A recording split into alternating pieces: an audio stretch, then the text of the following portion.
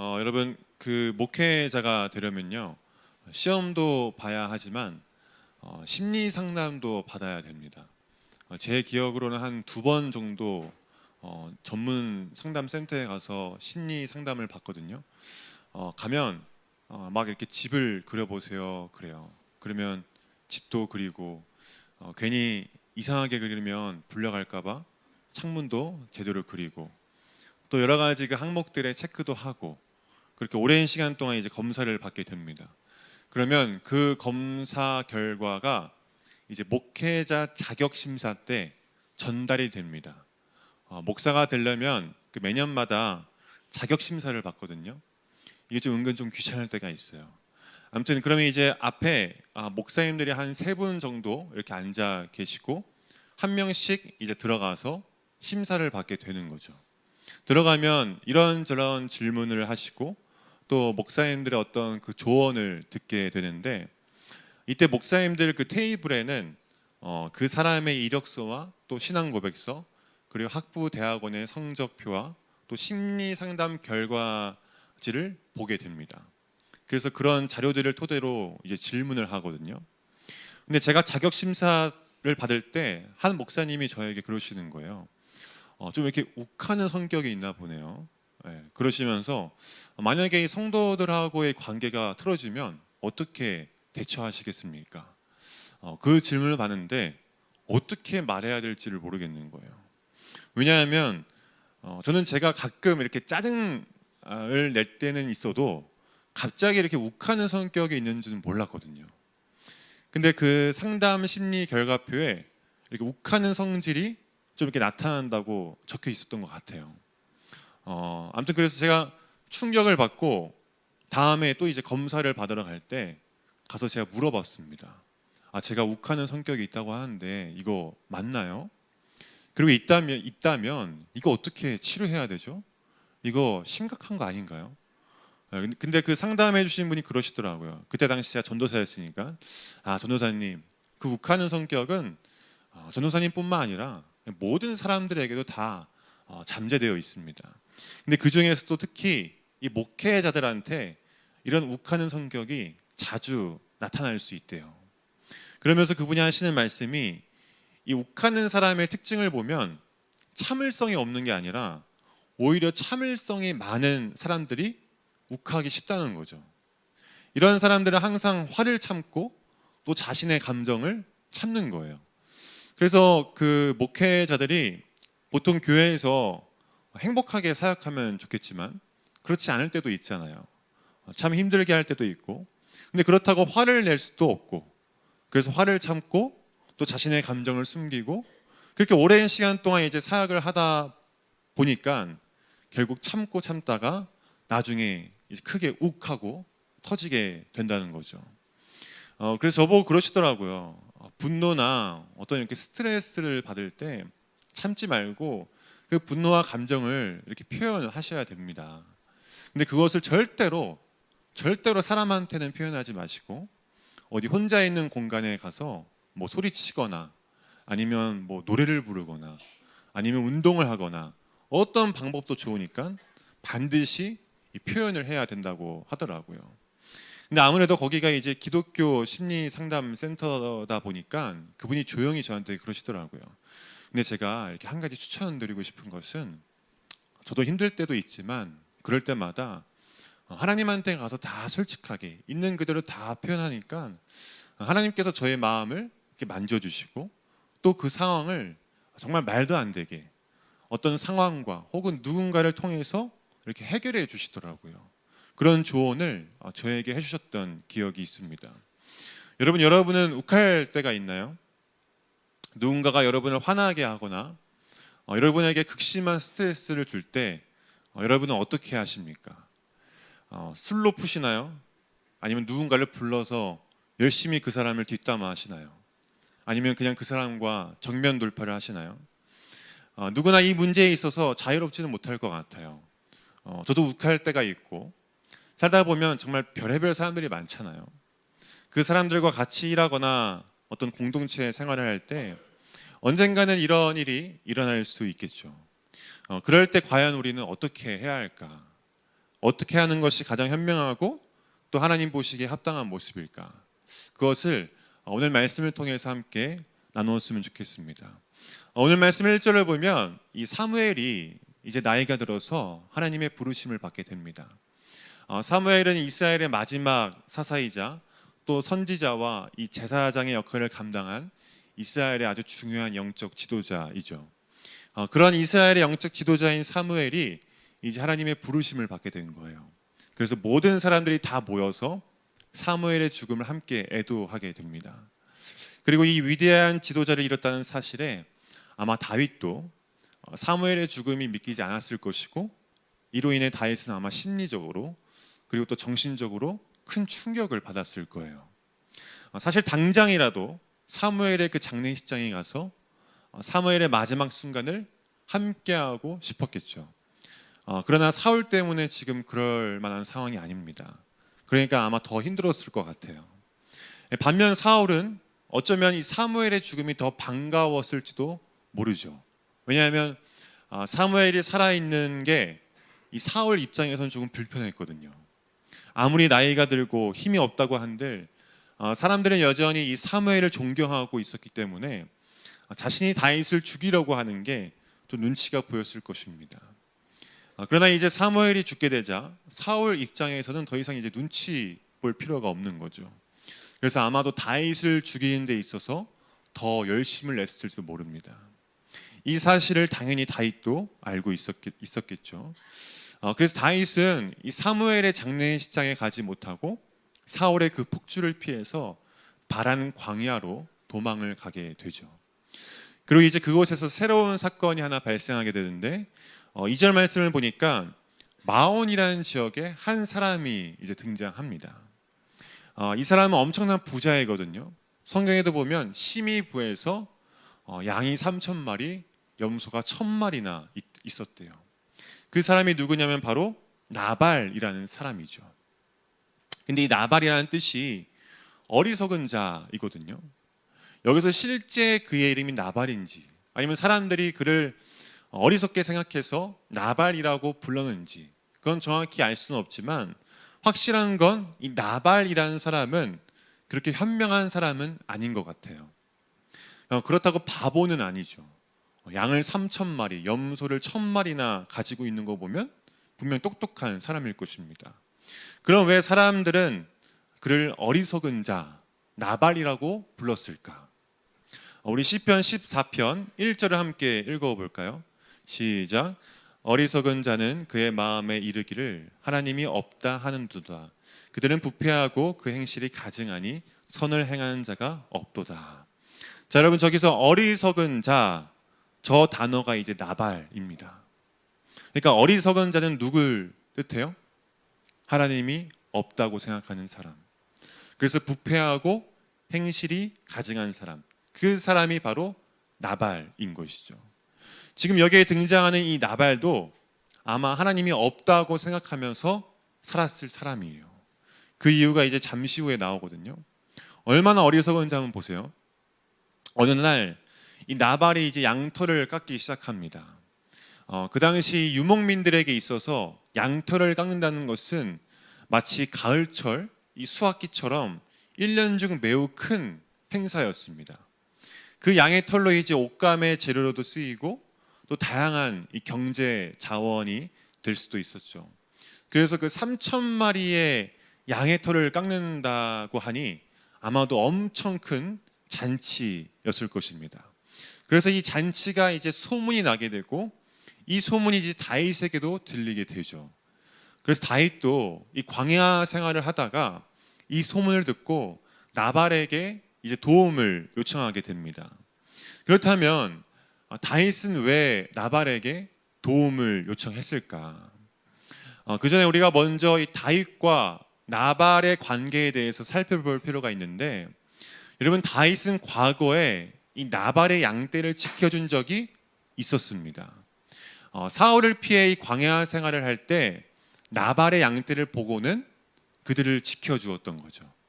근데 솔직히 말하면 다윗이 이 600명을 데리고 광야 생활을 할 때 마음만 먹으면 그 나발의 양떼들을 훔쳐서 그것으로 자신의 군대를 먹일 수가 있었거든요. 여러분, 지금 다윗 혼자만 도망 다니는 게 아니잖아요. 600명의 부하들이 함께 있는데 그 인원들을 다 데리고 계속해서 도망 다니는 게 쉽지 않겠죠. 뭐라도 먹여야 되잖아요. 그래서 다윗은 마음만 먹으면 그냥 그 나발의 양떼를 착취해서 그것으로 자신의 부하들의 배를 좀 채울 수도 있었습니다. 그러나 다윗은 그러지 않았죠. 오히려 다윗의 그 600명의 군사를 데리고 나발의 양떼를 안전하게 지켜줍니다. 아마 이 나발의 양떼를 노리는 사람들이 굉장히 많았을 거예요. 그래서 이 나발의 양떼를 지켜주는 게 사실 쉽지만은 않은데 그럼에도 불구하고 다윗은 지켜준 것이죠. 그러다가 이제 마침 나발이 이 양떼의 털을 미는 축제가 있다고 해서 다윗이 나발에게 도움을 요청한 겁니다. 그래서 자신의 부하 10명에게 심부름을 시켜서 가서 나발한테 정중하게 인사하고 먹을 것을 좀 구해오도록 해라. 우리가 전에 나발의 양떼를 지켜주었으니까 나발도 이것을 분명히 기억할 것이다. 그래서 다윗의 부하들이 이제 나발한테 가서 다윗이 했던 이야기를 그대로 다 전하게 되죠. 샬롬, 평강하십니까? 저희는 다윗 왕이 보내서 왔습니다. 저희 혹시 기억하시죠? 이러면서 아마 인사를 했겠죠. 근데 나발이 뭐라고 합니까? 10절 말씀. 나발이 다윗의 사원들에게 대답하여 이르되 다윗은 누구며 이새의 아들은 누구냐? 요즘에 각기 주인에게서 억지로 떠나는 종이 많도다. 여러분, 나발이 뭐라고 합니까? 누구라고? 다윗? 다윗이 누군데? 이렇게 얘기한 거예요. 다윗이 누군지 뻔히 알면서도 지금 모른 척하면서 다윗을 조롱하고 있죠.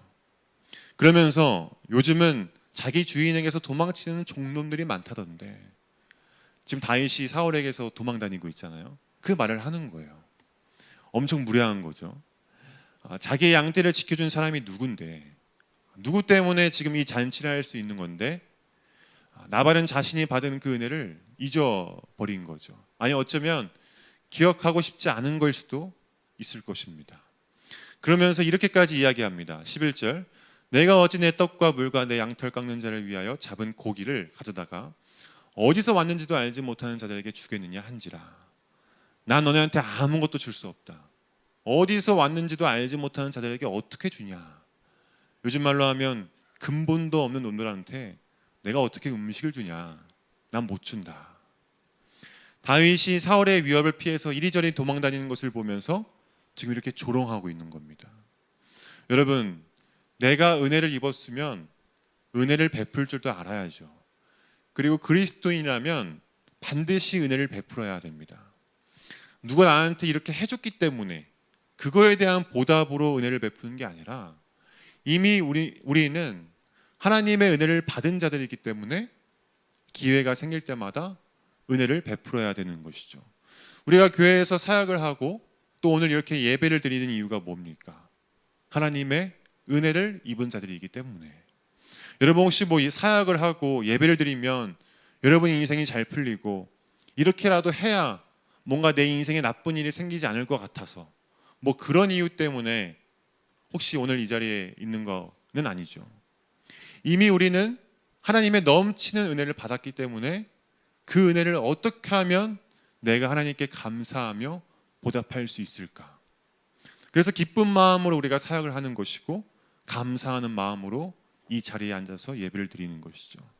그리고 때에 따라서 어려운 사람을 도와줄 수 있는 것이고 은혜가 필요한 것에 우리가 섬길 수 있는 것이죠.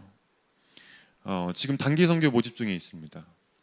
저는 한두 명 신청할 줄 알았는데 한 8명 정도 신청을 했더라고요. 굉장히 의외입니다. 신청자가 많으면 많을수록 좋습니다, 여러분. 가면 우리가 갖고 있는 그 물질로도 섬기게 되고 또 육체의 노동으로 섬기게 될 텐데 그렇게 섬기는 것이 결국엔 우리가 하나님께 받은 은혜를 베풀면서 사는 것이죠. 근데 그 은혜를 잊어버리면 어떻게 됩니까? 오늘 이 나발처럼 굉장히 무례한 짓을 하게 되는 거예요. 아까 어리석은 자가 뭐라고 했죠? 하나님이 없는 사람처럼 사는 것이죠. 하나님의 은혜를 모르는 척하면서 사는 겁니다. 그러면서 은혜를 원수로 갚는 거죠. 전 여러분들이 날마다 이 하나님께서 베풀어 주신 그 은혜를 기억하시면서 필요에 따라 은혜를 베풀 수 있는 그러한 성숙한 하나님의 자녀가 되기를 주님의 이름으로 간절히 축복합니다. 계속해서 말씀을 보면 나발이 무례하게 굴자 다윗의 부하들이 어떻게 해요? 12절 이에 다윗의 소년들이 돌아서 자기 길로 행하여 돌아와 이 모든 말을 그에게 전하매. 저는 말씀을 묵상하면서 이 부하들의 모습을 눈여겨보게 되더라고요. 오늘 말씀을 보니까 다윗의 부하들이 그 조롱의 말을 듣고 돌아섰대요. 저는 이게 우리가 분노 앞에서 가져야 할 첫 번째 태도라고 생각합니다. 누군가 날 화나게 하면 돌아서라는 거죠. 굳이 상대를 안 하는 겁니다. 지금 다윗의 부하들을 봐봐요. 솔직히 다윗의 부하들의 입장에서 보면 예전에 그 다윗이 나발의 양떼를 지켜주라고 했을 때 그때 무슨 생각을 했겠어요? 지금도 이 돌아다니는 게 힘든데 왜 남의 양떼를 지키라는 거야? 뭐 이런 불평 불만을 가졌을 수도 있겠죠. 근데 그럼에도 불구하고 다윗의 명령이니까 다윗의 말대로 나발의 양떼를 지켜주게 되죠. 그리고 이제 시간이 흘러서 나발한테 갔는데 나발이 다윗과 자기들을 조롱하고 무례하게 대하는 거예요. 자기의 상관을 조롱하고 배고프고 춥고 힘든 그 상황 속에서도 목숨을 걸고 양떼를 지킨 자기 동료들에게도 무례하게 굴고 있는 거죠. 그럼 여러분 얼마나 화가 날까요? 저는 솔직히 다윗보다 이 다윗의 부하들이 더 화났을 것 같아요. 근데 그 부하들이 어떻게 해요? 바로 그 자리에서 돌아섭니다. 여러분 직장에서, 가정에서, 교회에서 여러분들을 화나게 만드는 그런 상황이 일어난다면 돌아서세요. 여러분에게 무례하게 구는 사람이 있으면 그 자리를 벗어나면 됩니다. 그 자리에 있어봤자 좋을 게 하나도 없죠. 그 자리에서 돌아서세요. 그리고 이 모든 일을 다 하나님께 고백하는 겁니다. 이 모든 과정들을 다 지켜보고 계시는 하나님께 맡기는 거죠. 이게 이제 우리가 분노 앞에서 가져야 할 두 번째 태도입니다. 절대로 사람한테 말하지 말고 하나님한테 표현하는 거죠. 여러분 성경에서 가장 의롭다고 기록된 이 욥도 보면요. 얼마나 화가 나면 하나님한테 어찌하여 나를 태에서 나오게 하셨습니까? 왜 내가 이런 고통을 당해야 됩니까? 하나님한테 솔직하게 다 표현합니다. 여러분 화난다고 해서 딴 사람한테 가서 그 감정을 쏟아내지 마십시오. 별로 도움이 안 됩니다. 여러분이 만약에 정말 화가 나서 그것을 가지고 이제 친구한테 가서 이야기를 해요. 진짜 너무 화가 난다. 걔만 아니면 진짜 회사 생활 할 만할 텐데. 걔 얼굴만 봐도 막 터나와. 그러면 그 이야기를 듣는 친구가 뭐라 그래요? 진짜 걔 왜 그러니? 너무했다. 그건 아니지. 근데 계속해서 근데 걔가 뭐라고 했냐면 갑자기 내 자리에 와서 책상을 탁 치더니 이러는 거잖아. 그래서 사람들 앞에서 나 완전 무시하잖아. 이런 분노를 계속해서 다른 누군가한테 이야기하다 보면 그 분노가 그 친구한테도 그대로 전달이 되는 것이죠. 분노가 전염이 된다고요. 그럼 어떻게 해요? 그 친구도 결국엔 이 감정적인 솔루션을 줄 수밖에 없는 거예요. 됐어. 그냥 오늘 술 먹고 이 술로 풀자. 오늘 이참에 그냥 클럽이나 가자. 여러분 이게 정말 여러분들의 인생에 도움이 된다고 생각하십니까? 잠깐은 분노가 사그라들 수 있겠죠. 그러나 시간이 지나면 또다시 그 분노가 올라오거든요. 하나님 말고는 그 무엇도 여러분들의 그 분노를 해결해 줄 수 없습니다. 계속해서 말씀을 한번 봐봐요. 다윗의 부하들이 돌아서잖아요. 그래서 다윗에게 가서 있었던 일들을 다 이야기하죠. 그래서 다윗이 어떻게 해요? 13절 다윗이 자기 사람들에게 이르되 너희는 각기 칼을 차라 하니 각기 칼을 차매 다윗도 자기 칼을 차고 400명가량을 데리고 올라가고 200명은 소유물 곁에 있게 하니라. 그 믿음 좋은 다윗도 순간 욱한 거예요. 아마도 이 부하들이 막 분노하면서 다윗에게 있었던 일들을 다 이야기했겠죠. 그래서 다윗도 순간 그 분노가 막 치밀어 올라서 감정적인 솔루션을 내리게 됩니다. 얘들아 칼 차라. 얘들아 모여라. 여러분 매튜 헨리라는 그 목사님이 이런 말씀을 하신 적이 있거든요. 분노가 앞문으로 들어오면 이성은 뒷문으로 달아난다. 지금 다윗의 이성은 어디 있습니까? 뒷문으로 달아난 거죠. 근데 문제는 다윗은 이 사실을 모르고 있다는 거예요. 앞서 24장에 보면 다윗은 엔게디 동굴에서 사울을 죽일 수도 있었는데 죽이지 않고 살려주죠. 하나님께서 기름 부으신 왕을 내가 죽일 수가 없다. 나는 세상에 동요하지 않고 오직 하나님의 말씀을 따르겠다. 여러분, 그렇게 하나님의 말씀을 잘 따르던 다윗도 자신도 모르고 있던 그 문제가 그 안에 있었던 거예요. 어떤 인생의 고난이나 위기 속에서는 그래도 말씀을 잘 따르고 나름대로 이 광야의 이 훈련을 통해서 하나님만 잘 바라보고 있다고 생각했는데 전혀 예상하지 못한 그 상황에서 다윗 자신도 모르는 그 치명적인 문제가 확 드러나게 된 것이죠. 그래서 지금 하나님은 그걸 고쳐주기를 원하시는 거예요. 여러분, 만약에 다윗이 정말 욱해서 나발을 죽이고 그의 가족들, 그 양떼를 다 죽였으면 어떻게 됐을까요?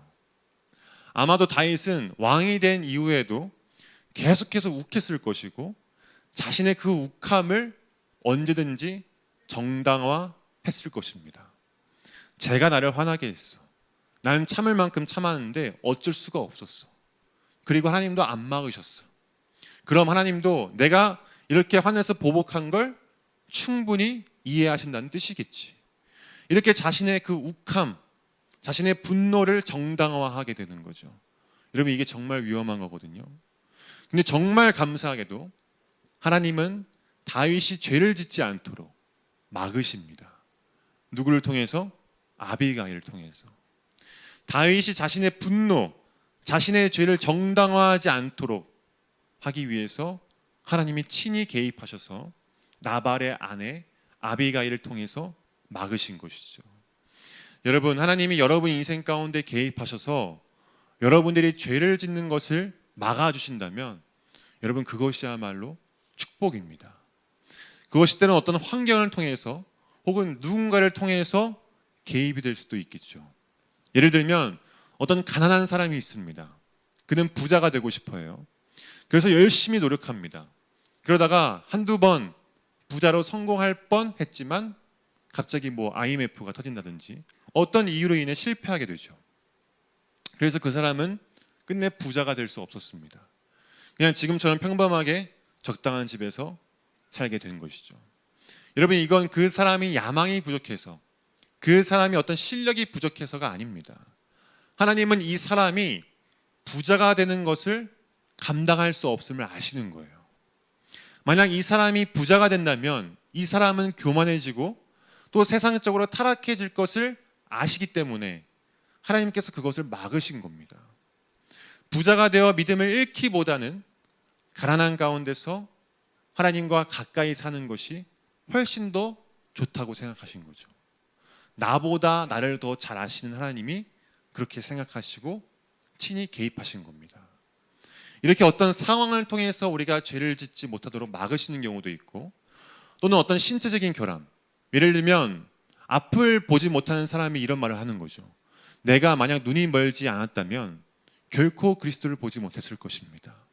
나의 약함으로 인해 세상을 즐기지 못하게 되었기 때문에 나는 더 고귀한 즐거움을 찾고 영적으로 건강할 수 있게 되었습니다. 이렇게 자신의 어떤 신체적인 결함 때문에 죄를 짓지 못하게 하는 경우도 있습니다. 그리고 때론 누군가를 통해서 내가 죄를 짓지 못하도록 만드시는 경우도 있습니다. 오늘 말씀을 보면 하나님은 나발의 아내 아비가일을 통해서 다윗이 죄를 짓지 못하도록 다윗의 그 욱함을 막습니다. 말씀을 보면 나발의 하인들 중에서 누군가가 이제 아비가일에게 말한 거죠. 주인님이 도움을 구하러 온 다윗의 부하들에게 좀 무례하게 굴었습니다. 그 이야기를 들은 아비가일이 어떻게 합니까? 다윗을 만나자마자 땅에 엎드립니다. 그리고 이렇게 말하죠. 25절과 26절을 함께 읽겠습니다. 시작.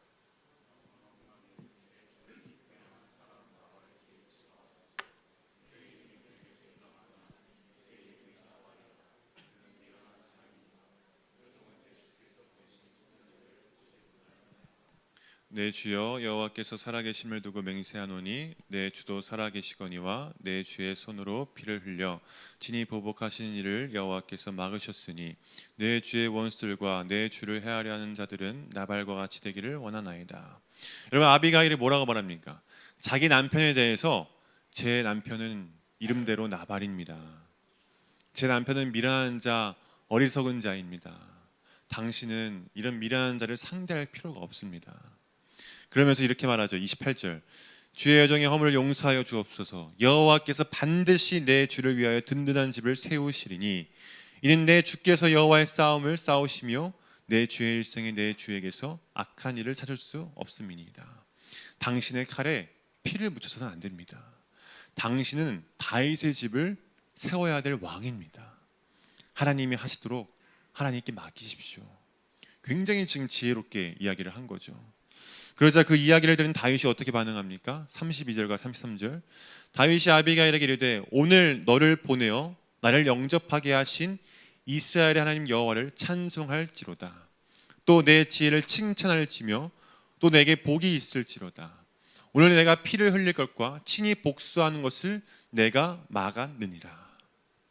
다윗이 아비가일의 그 말을 듣고는 그녀의 지혜를 칭찬하고 또 자신의 그 욱함으로 인해 복수하게 될 것을 막아준 것에 대해서 감사하다고 말하는 거죠.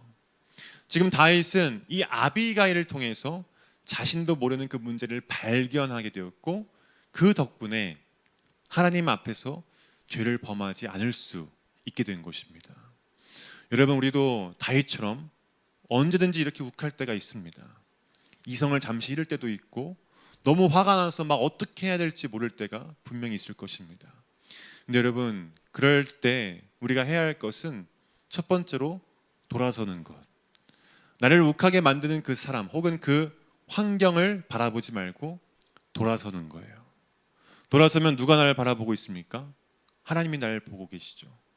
이 모든 과정을 다 지켜보고 계시는 하나님이 나를 바라보고 계십니다.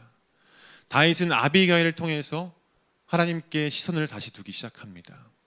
하나님을 바라보니까 내가 가지 말아야 할 길이 보이기 시작하는 거예요. 그래서 우리가 해야 할 두 번째는 뭡니까? 이 모든 상황을 다 알고 계시는 하나님께 나아가는 것이죠. 여러분, 욱하는 것은 엄밀히 말하면 나에게서 시작된 것입니다. 나발 때문에, 다른 사람 때문에 나온 게 아니에요. 욱하는 것은 원래 내 안에 있는 것입니다. 나만 몰랐던 거지 나의 내면 깊숙이 나도 모르게 자리 잡고 있는 거죠. 그러므로 욱하고 분노하는 것의 근본적인 원인은 바로 나 자신에게 있습니다. 그래서 내가 욱하고 분노할 때마다 내가 주님 앞에 나아가야 돼요. 직장 상사 때문에 힘듭니까? 학교 친구 때문에 힘듭니까? 그럴수록 돌아서서 하나님 앞에 나아가십시오. 그리고 우리의 진정한 그 아비가일의 음성을 듣는 거예요. 여러분, 우리의 진정한 아비가일이 누구일까요?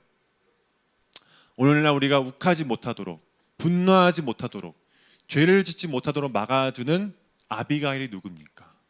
바로 우리 안에 계시는 성령님이죠. 여러분, 성령님은 우리의 연약함을 다 아십니다. 우리가 무슨 생각을 하는지도 다 알고 계시고 우리가 지금 어떤 감정을 갖고 있는지도 다 알고 계시죠. 여러분 안에 성령님이 다 계시거든요. 예수님을 믿는 자들에게는 성령님이 다 내주하고 계십니다. 근데 그게 성령 충만은 아니에요. 제가 지난주 수요일 설교 때 했던 말인데 이 성령 충만하다는 것은 성령의 지배를 받는다는 뜻입니다.